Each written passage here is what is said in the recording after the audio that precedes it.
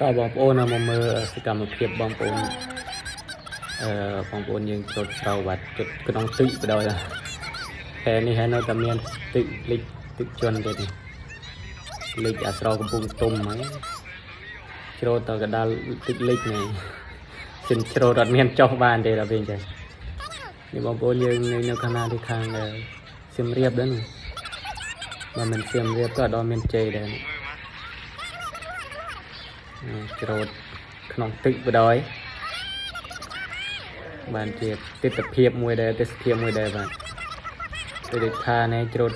ក្នុងទឹកវាសบายម្យ៉ាងនេះគឺសម័យជ្រោតស្រូវកាលនៅ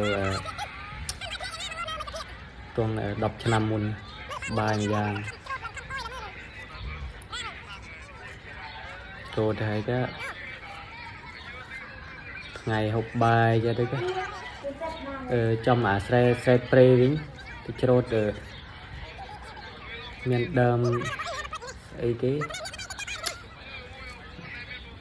អាប់ផ្លែវាចាត់ណា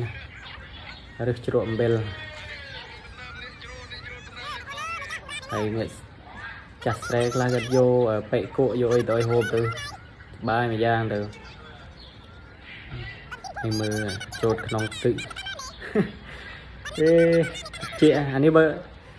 ពុកខែរងាវិញផងដឹងតែតិចដល់កហើយនេះអានេះអូសដាប់ក៏អូសទៅអានេះជ្រោតគេជ្រោតទៅសบายមួយយ៉ាងទៅជីវិតអ្នកស្រែក៏តែប៉ុណ្ណេះបងប្អូនអត់មានអ្វីប្លែកទេទៅដល់ស្រោតទុំជ្រោតសบายមួយយ៉ាងទៅឆ្នាំខ្លះទៅវាមានទឹកច្រើននៅឆ្នាំខ្លះអត់សូវមានទឹកទេហ្នឹងហើយអញ្ចឹងវីដេអូនេះក៏មានប៉ុណ្្នឹងដែរបាទអរគុណ